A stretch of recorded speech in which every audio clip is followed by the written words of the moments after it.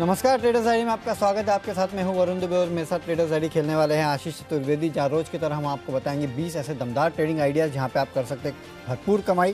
और कल आपको याद होगा काफ़ी सारे आइडियाज़ हमने आपको बताए थे जहाँ पे दमदार कमाई हुई, खासकर रियल एस्टेट पैक जो देखिए आशीष ने कल आपको बताया था, वहाँ पे आपको खरीदारी करनी थी और देखिए किस तरह से ओबेरॉय रियल्टी और बाकी स्टॉक्स में तेज़ी देखने मिली। इसके अलावा बाकी एक्सिस बैंक जैसे काउंटर और काफ़ी सारे ऐसे स्टॉक्स थे जहाँ पे आपने जम के कमाई की है। आज स्टॉक्स बताए उसके पहले एक बार संकेत देख लेते हैं कि कैसे दिखाई दे रहे हैं। तो एसजीएक्स निफ्टी को देखिए, वहाँ ऑलमोस्ट हरे निशान में कारोबार हो रहा है। यूएस के मार्केट भी अगर आप देखेंगे तो ठीक ठाक संकेत थे, कोई ऐसे बहुत बुरे संकेत नहीं थे। ऑलमोस्ट अगर आप देखेंगे तो ज़्यादातर मार्केट्स में थोड़ी बहुत मुनाफा वसूली के संकेत जो है वो देखने मिल रहे हैं। जाहिर सी बात है, अगर सब कुछ चलेगा तो कभी ना कभी गिरेगा, तो थोड़ी बहुत मुनाफा वसूली हो सकती है, लेकिन इतनी भी कोई बड़ी नहीं थी। डाउ जोन्स थोड़ा बहुत लाल निशान में था, हालांकि एसएनपी और नैस्डैक हरे निशान में बंद हुआ। सुबह सुबह अगर आप एशिया मार्केट देखेंगे तो हैंगसेंग तेज़ी के संकेत दे रहा है, करीब 1% के आसपास के गेंस जो यहाँ देखे जा रहे हैं। शंघाई यहाँ पे भी करीब 0.5% के आसपास के गेंस देखे जा रहे हैं। निक्केई भी देखिए हरे निशान में आप कारोबार कर रहा है, तो संकेत ठीक ठाक है। लेकिन हाँ, कुछ चीज़ों पे आपको ध्यान देना है। एक तो आपकी वीकली एक्सपायरी है, तो उसका इम्पैक्ट भी देखने मिलेगा। और काफ़ी चल चुके हैं हम, तो थोड़ा सुस्ताना तो बनता है, और वही सुस्त माहौल जो है शायद आपको 55-60 पॉइंट के आसपास की गिरावट देखने मिली। खासकर सेकेंड हाफ में कल गिरावट थोड़ी बड़ी थी, देखते आज कैसा होगा। लेकिन एक बात अच्छी है कि निफ्टी बैंक सहारा दे रहा है। कल देखिए 150 पॉइंट के आसपास की तेज़ी के साथ निफ्टी बैंक बंद हुआ है। लेट्स होप कि ये सहारा आज भी बना रहे, तो कहीं ना कहीं हो सकता है कि बाजार हर निशान में रहेंगे। कुछ इक्का दुक्का सेल कॉल मेरे पास है। आशीष, आपकी रणनीति क्या है? आप कैसे देख रहे हैं मार्केट को? वरुण देखिए, ब्रॉडली मैं भी खरीदारी कर रहा हूँ, हालांकि कुछ सेल स्पेसिफिक आइडियाज लेके आया हूँ। कल भी देखिए मैंने आपको एनएमडी से बताया था, टारगेट से केवल 35% ऊपर जो है बंद हुआ। लगभग अगर आप देखें तो दिन के दौरान पूरे दिन गिरावट ही वहां पर देखने को मिली, और जब तक इंडेक्स यानी निफ्टी 16,900 17,000 के ऊपर बना हुआ है, तब तक खरीदारी करने में बिल्कुल कंफर्ट बना हुआ है। बाय एंड डिप्स का मार्केट है, मुझे लग रहा है कि स्टॉक्स चलेंगे, तो खरीदारी करने पर पूरा फोकस है। खरीदारी करने पे फोकस है। तो आशीष बताइए, कैश का अकाउंट? बिल्कुल, पहला स्टॉक वरुण मैंने चुना आईसीआईसीआई सिक्योरिटीज। कल बाजार के दौरान मैं देख रहा था जबकि पीक मार्जिन नियम जो लागू हो गए हैं, अब इनका अंतिम चरण जो है लागू हो गया है, तो इसके बाद ब्रोकरेज स्टॉक्स कैसी रिएक्ट करते हैं। वैसे एक तरफा तेजी देखी थी हमने, क्योंकि नए क्लाइंट एडिशन में काफी बड़ा इजाफा देखने को मिला था। पेंडेमिक की शुरुआत से सभी ब्रोकरेज स्टॉक्स में अगर आप देखें तो भरपूर तेजी देखने को मिली थी। लेकिन कल के सत्र में मोर और लेस सभी जो स्टॉक्स हैं वहां पर गिरावट देखने को मिली, लगभग फ्लैट विद नेगेटिव बायस के साथ ट्रेडिंग देखने को मिली।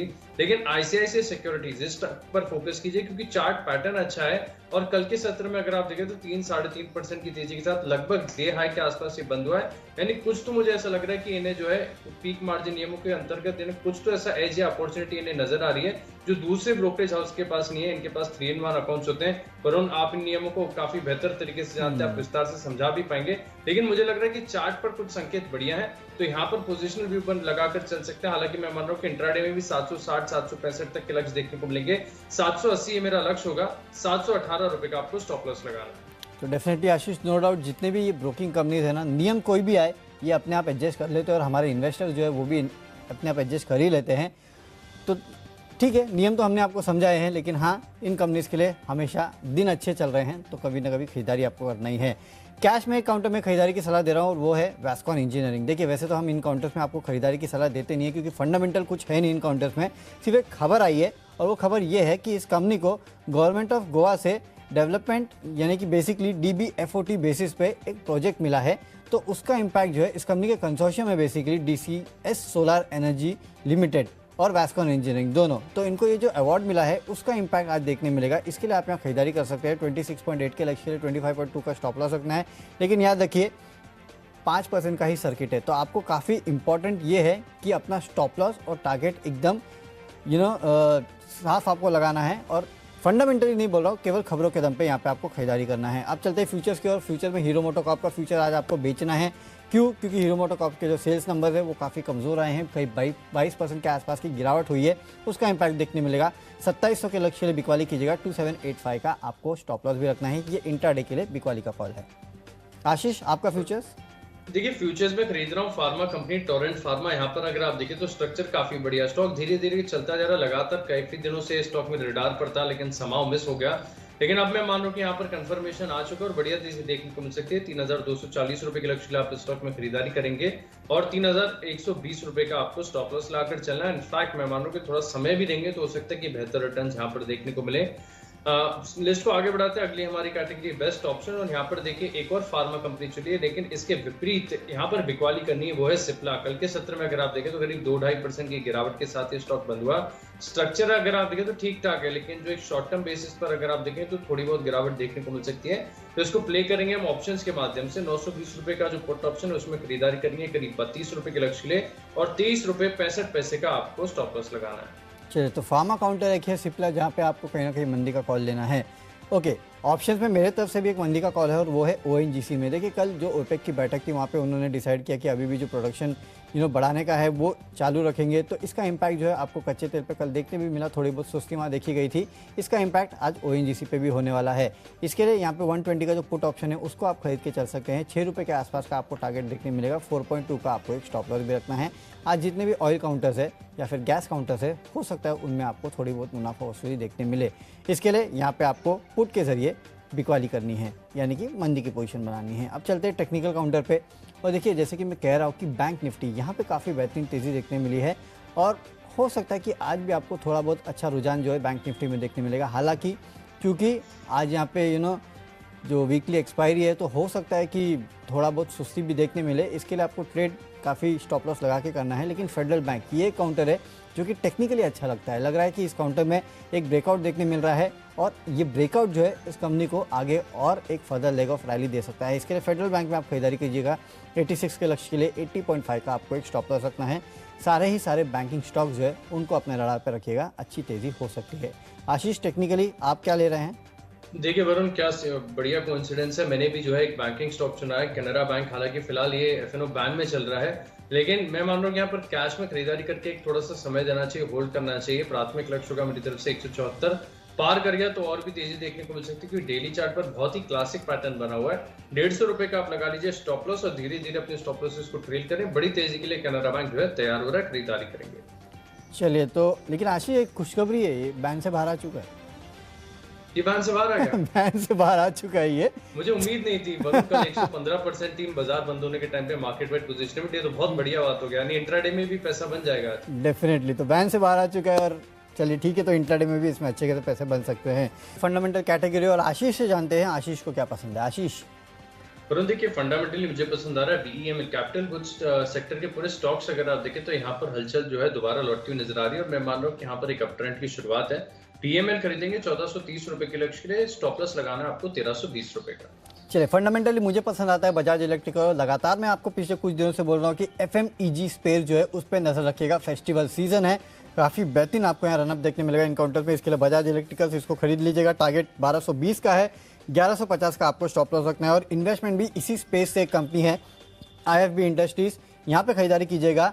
देखिए वैसे भी वॉशिंग मशीन्स, माइक्रोवेव्स, काफ़ी सारे प्रोडक्ट्स ये बनाती है, और इस कंपनी के मार्जिन जो है पिछले क्वार्टर में थोड़े बहुत दबाव में थे। हालांकि इस कंपनी ने 4 से 6% के आसपास की प्राइस हाइक दी है, जिसका इम्पैक्ट आपको आने वाले क्वार्टर्स में देखने मिलेगा। काफ़ी सारे नए प्रोडक्ट्स भी कंपनी लॉन्च कर रही है, और फेस्टिवल सीजन का इम्पैक्ट जो है इस कंपनी पे भी होगा। और वैसे भी देखिए वर्लपूल, हिटाची जैसे जो कॉम्पिटिटर्स है उनसे ये करीब 40 से 50% डिस्काउंट पे ट्रेड करती है। अच्छा रनअप आपको देखने मिल सकता है अगले 3 से 4 महीनों में। 1200 के आसपास का लेवल ये काउंटर आपको दिखा सकता है। आशीष, मेरे ख्याल से तो आपकी भी ये पसंद रही है एक समय पे। काफी समय तक इस स्टॉक को हमने लगातार रिकमेंड किया वरुण, और आप राइटली एकदम सही सेक्टर में जा रहे हैं। आपने जिस प्रकार से देखिए कल हैवेल्स बताया, वोल्टास बताया, और सभी कंज्यूमर ड्यूरेबल्स इलेक्ट्रिकल स्टॉक्स में काफी बढ़िया तेजी देखने को मिल रही है। इस स्टॉक पर मेरा भी पूरा भरोसा है, और निवेश के लिहाज से मैंने आपके ही सेक्टर की कंपनी चुनी है, डाबर। और अब मुझे लग रहा नहीं है कि कोई भी एफएमसीजी स्टॉक मेरी लिस्ट में बचा है जहां पर रिकमेंडेशन नहीं आई हो। डाबर यहाँ पर भी देखिए सेफ बेट है, बाजार अपने ऑल टाइम हाई के आसपास चल रहा है। 1 साल का समय देंगे तो 25-30% के रिटर्न देखने को मिल सकते हैं। करीब 780 रुपए के लक्ष्य लिए खरीदेंगे आप डाबर को। अब लिस्ट को आगे बढ़ाते। वरुण, आप कुछ कह रहे थे? नहीं, बोलिए आशीष, बताइए। बिल्कुल, तो अब हम अगली कैटेगरी की ओर रुख करते हैं, वो खबरों के दम पर। और खबरों के दम पर मैंने चुना वेदांता को। यहाँ पर 18.5 रुपए का जो इंटरम डिविडेंड कंपनी ने घोषित किया है, और 9 सितंबर की रिकॉर्ड डेट है, तो उससे पहले खरीदारी करके चल सकते हैं। डिविडेंड के लिए 307 रुपए का लक्ष्य होगा, 294 रुपए का स्टॉप लॉस लगाएंगे। ओके, तो खबरों के दम पे आपको वेदांता खरीदना है। मच अवेटेड डिविडेंड जो है वो आ चुका है। मेरे तरफ से खबरों के दम पे आपको एस चांद खरीदना है। देखिए वैसे भी अब स्कूल्स खुल रहे हैं, तो उसका इम्पैक्ट तो इस कंपनी पे होगा। इसके अलावा एक खबर है, इस कंपनी ने वेब और मोबाइल ऐप जो है वो लॉन्च कर दिया है, और प्री स्कूल के लिए लॉन्च किया है स्मार्ट के नाम की। हालांकि कंपनी लगातार लॉन्चेस करती रहती है, और उसमें एक लॉन्च और इसने किया, याद रखिए, प्री स्कूल के लिए लॉन्च किया गया है, और प्री स्कूल अभी तक खुले नहीं है, लेकिन हाँ बड़े बच्चों के स्कूल के लिए तो उसका फायदा भी इस कंपनी को मिलेगा।